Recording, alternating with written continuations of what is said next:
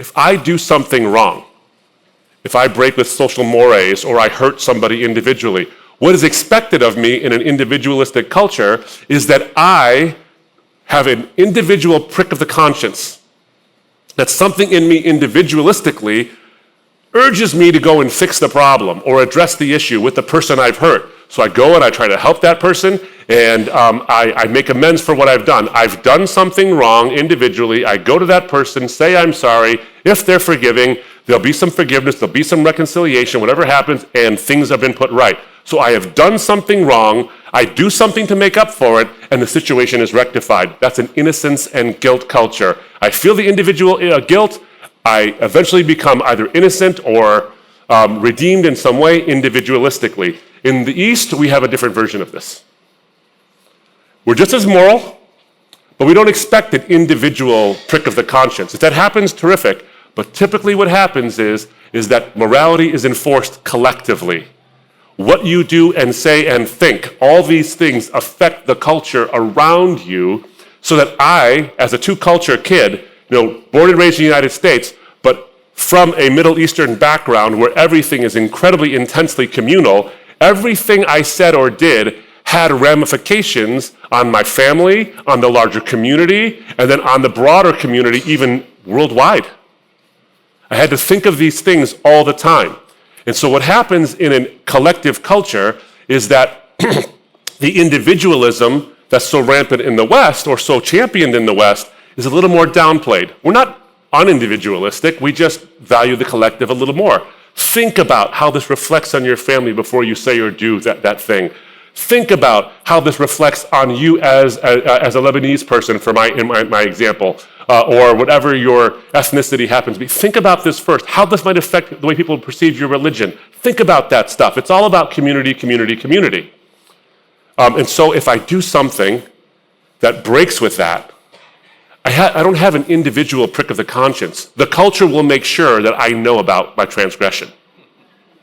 It makes sure of that. Sometimes it's a small collective to keep it within the family or within the small group to avoid the shame. And so Westerners have innocence and guilt. Easterners and Middle Easterners and other parts of the world as well have honor and shame. You do that which brings honor to your family and to your culture and your community. You avoid that which brings shame to your culture and your community. The beauty side is that you do think about other people. You do think about them before you think of yourself. And so there's a bit of a selflessness that's evident there. But the shadow side to that is that the selflessness has a little selfishness in it too, because you don't want to become a shameful person. You don't want to dishonor people. And so here's the problem with an honor and shame culture, is that if everything is based on honor and shame, then truth and falsehood are subordinate to it.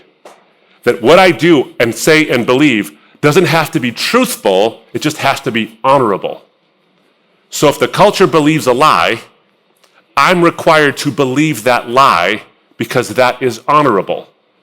And I have to go along with it, and I can't even follow the truth, because if I find something that's true and it's outside the cultural norm, like a religious truth, I find that to be true even though it breaks with my culture, doing so is shameful.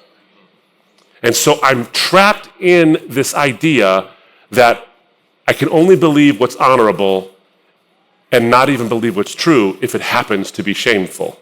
That's the shadow side to that. That sounds a lot like cancel culture, doesn't it?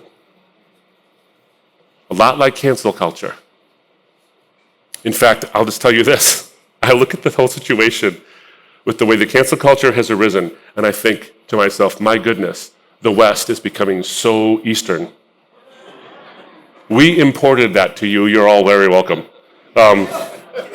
Cancel culture is just honor and shame culture, but with Twitter.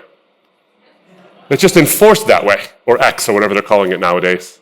It's just enforced digitally. It's enforced social media-wise. It's just the technological version of an honor and shame culture. And what I want to sustain for you is the fact that Jesus operated in an honor and shame culture in the first century that we're only now in the West beginning to catch up to suggests something very, very powerful. Jesus is more relevant today socially than he's ever been in the West, which, to quote Leslie Newbigin, makes him our eternal contemporary.